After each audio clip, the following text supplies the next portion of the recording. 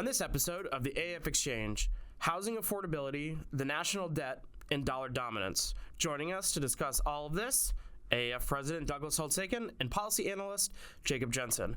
Doug, thanks for joining us. It is always a pleasure to be here. It's always great to have you on. Tell us what's been on your mind recently. So there was this very, very short note in the Financial Times about the National Institute for Healthcare Excellence in Britain denying purchase coverage of an Alzheimer's drug from Eli Lilly. And what they said was, look, this delays the onset of Alzheimer's for 4 to 7 months, and it's just not worth it. So it's not cost effective, and so it will not be covered, and they will not have access in England. Now, I don't care about the merits of the drug or their decision. I just like to point out the way this feeds into the never-ending drug debate in the United States, drug pricing debate. There is a presumption in the United States that other countries get all the drugs that we have on the same timetable that we get them, and their prices are tiny by comparison. And that's just not what goes on. What Britain just did is something the U.S. never does. It said, no, we will not purchase this drug. How do you get a good price? You say no. I mean, and if you don't say no, you're going to pay more. There's no question about it. I mean, you have no bargaining power. So what you see in other countries is lower financial prices, but you pay a different price in that they get delayed access when they get it. It takes often 2, maybe 3 years for a drug that's available in the U.S. to show up in other markets, and sometimes you don't get it at all. So they're just not going to cover some therapies. And I think there has to be a little realism injected in the U.S. debate. We're not going to get every new drug, every new therapy, often for small populations at enormous expense, cheaply. It's just not going to happen. Yeah, I mean, it goes back to your underlying point that none of this. Yeah, a lot of people don't understand how this works. Right. And it's just, it's an ongoing thing, and you're going to pay for it one way or another. You're either not going to have access to the drug, or you're going to have to pay for it. And we also fall victim to many cheap stereotypes. Like, all drugs are too expensive. Actually, no. By global standards, our generics are much cheaper than other countries and far more plentiful. So, let's stop pretending that all drugs are created equal. There's one-size-fits-all problems and solutions. That's not the way it works. Right, because you can cherry pick. This drug's too expensive. There's no question. This person has, but that's going to happen in a free market economy like this. And in some cases, things are going to be more expensive because the nature of the beast has changed dramatically. The biggest thing going on in Part D, for example, is when the Part D benefit was created, probably the biggest, quote, problem was covering the cost of statins, which are relatively cheap. Lots of seniors are on them. Now we have seniors who are basically being treated for cancer as a chronic condition. Like they live with it for years and years and years, and oncology drugs are really expensive. Mm-hmm. That price tag is much bigger, so it's a different burden for the program to bear. Right. All right, let's turn to a different issue, issue of housing. Fannie Mae released a somewhat alarming report on housing affordability. What did we learn? So this was in a Bloomberg story, and they referred to some Fannie Mae calculations that said, suppose we want to get U.S. housing affordability back to 2016 to 2019 average levels. What has to happen? Well, house prices have to fall by 38%. Okay, so that's known as a housing crisis. Yeah. We did the housing bubble and crash before. That's what that looked like. So not really a fan. Median income would have to rise by 60%. Given the pace of growth in the 21st century, that's 17 years away. That's not particularly promising. Or interest rates on mortgages, 30-year fixed-rate mortgages, have to go down to something like 2.35%, somewhere in that vicinity. They've never been there. Okay, so that seems bad. Yeah. And it turns out what they're doing is Fannie Mae is using an index of affordability from the National Association of Realtors, where you basically look at what fraction of my income gets chewed up by the mortgage principal and interest. Right. And if it turns out that you have to have a much bigger income to shoulder that, then housing is unaffordable. And that's roughly what's going on here. So you got incomes to go up, or house prices to go down, or mortgage rates to go way down to hit the 25% target. So that's all quite alarming and tells you a real story about the housing market in general. I don't think there's anything wrong with that basic message, but it's not going to be true for every American. Right. It's going to be different in different housing markets. I can attest to you that the housing market in Washington, D.C. is different than that in Syracuse, New York. Very different. Incomes are different across the country. Financial conditions really aren't. We have integrated financial markets. But you're going to have sort of a case-by-case basis on the return of affordability to different housing markets. And that's what's worth looking at. This is just an alarming report that says no one's ever going to be able to buy a house again. Right, yeah. I mean, because it's taking everything and looking at it in the aggregate. Right. Like I think the article looked at, 3 different, it looked at like Philadelphia, Atlanta, and Las Vegas. And yes, let's find the 3 worst cases. Yeah, and use those as the case study for this. But I'm sure that, what's true there is not true everywhere. Is there something like a middle ground where like things can just, move? You can move the needle on not crashing the housing market. So the good news is that the best cure for high prices is high prices. Yeah. Because that's a real lure to build things. And then you get increased supply. And then, the counter argument is, well, they can't build things because of local zoning laws. That's the culprit that usually shows up in this discussion.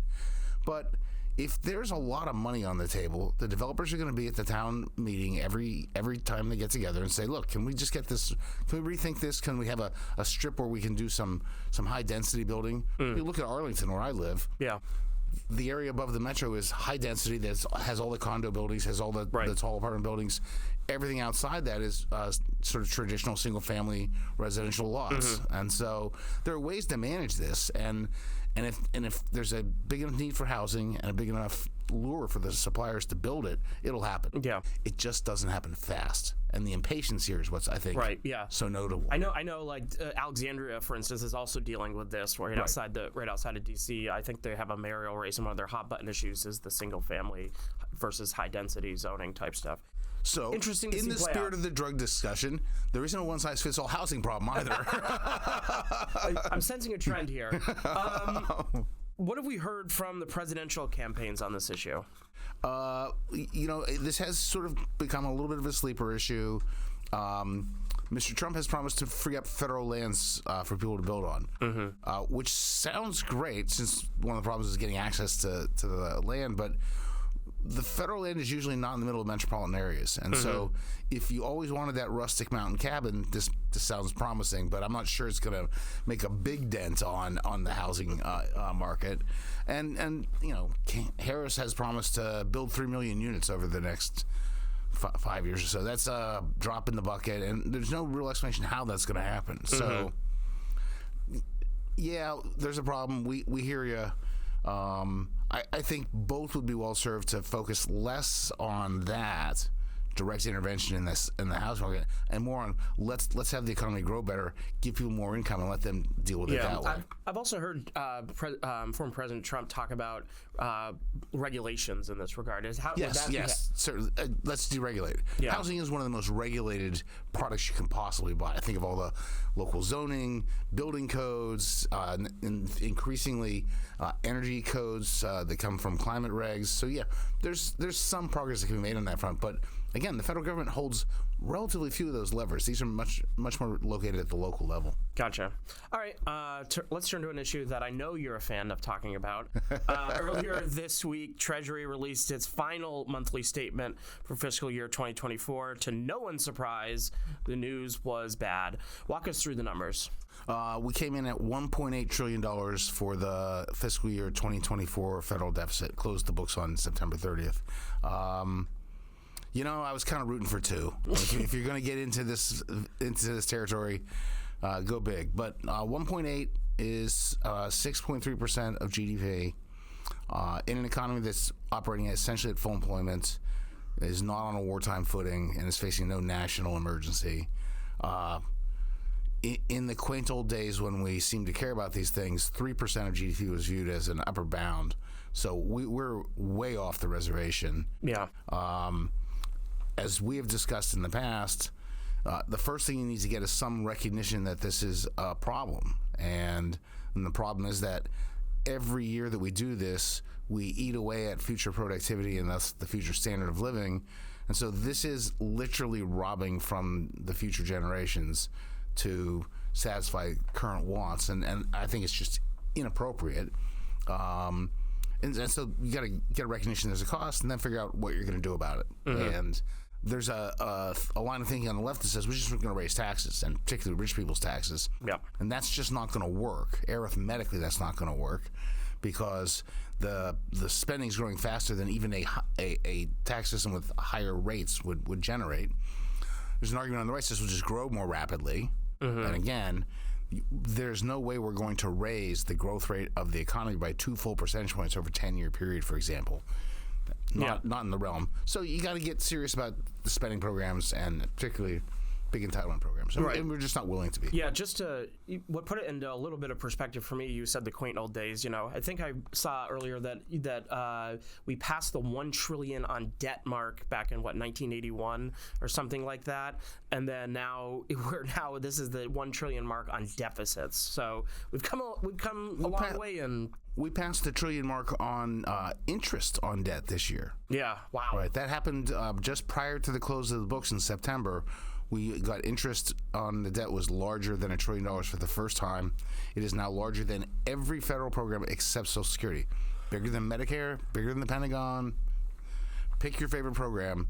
Interest on the debt is bigger. When our former colleague Gordon used to do those pie charts that showed interest just growing and growing, interest on debt just growing and growing, it was very alarming, and I wish more people had the same alarm on it. Yeah, it should be alarming. Yeah. This is just basic financial mismanagement. Yeah, and I mean, so it is fair to say that in Washington, let alone any of the political candidates out there are talking seriously about addressing the looming debt crisis. Correct. Nevertheless, AAF did the work for them, has put forward a framework to do so. So walk us through that plan. So we did, in fact, put together a framework.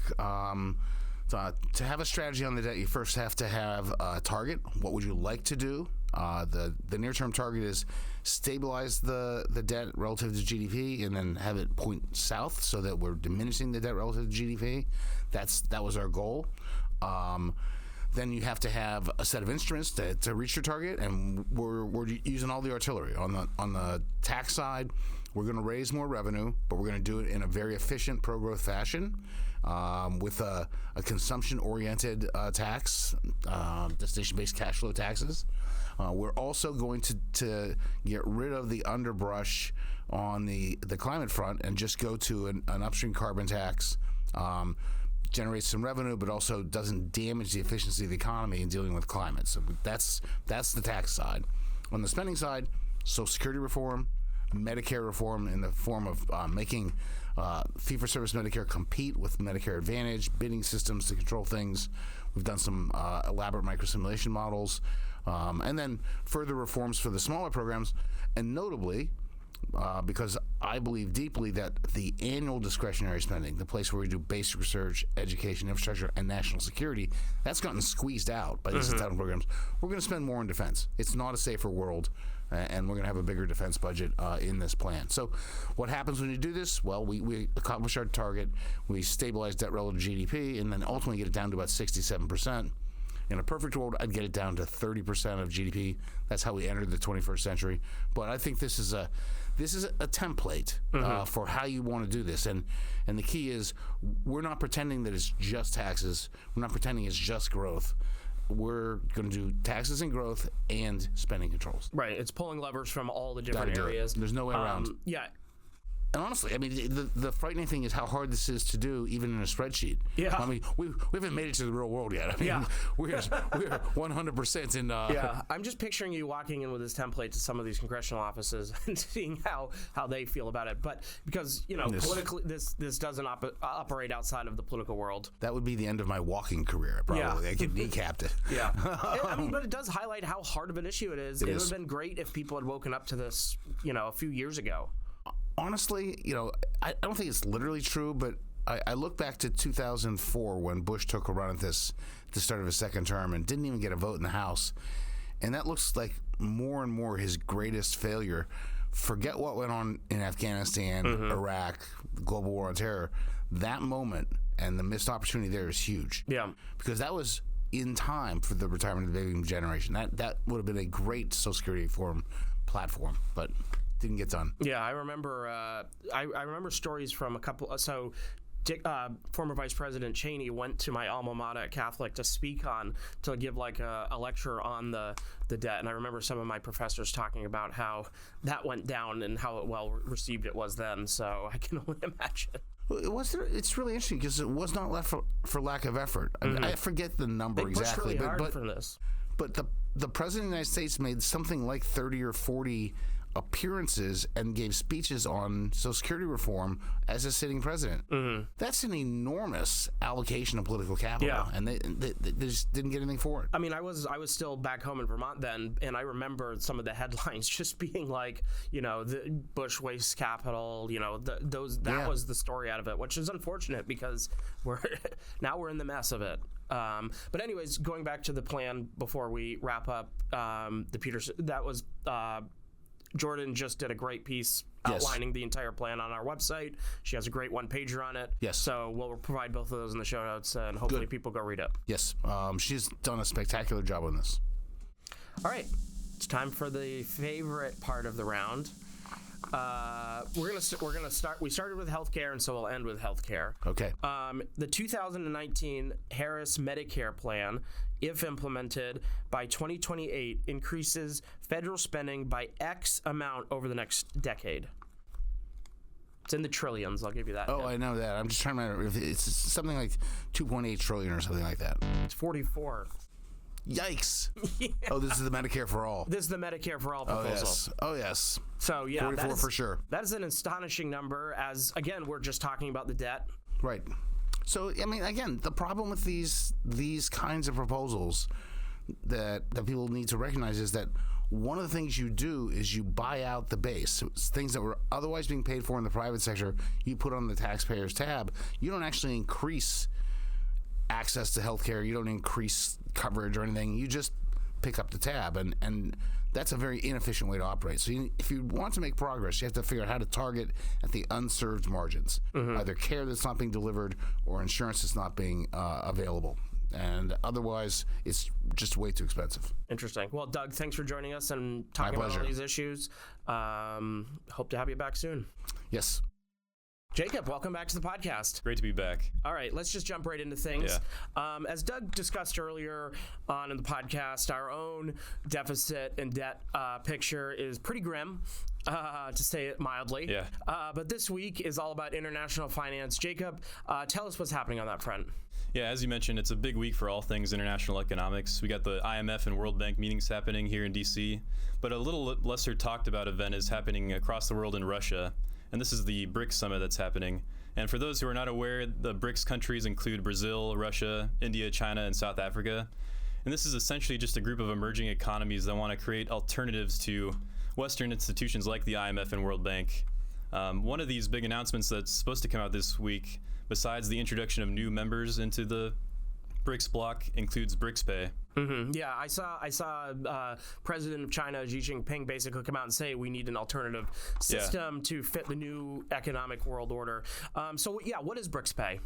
So the best way to describe it is it's much like an Apple Wallet. So this BRICS Pay will include the currencies of the BRICS countries and other cryptocurrencies.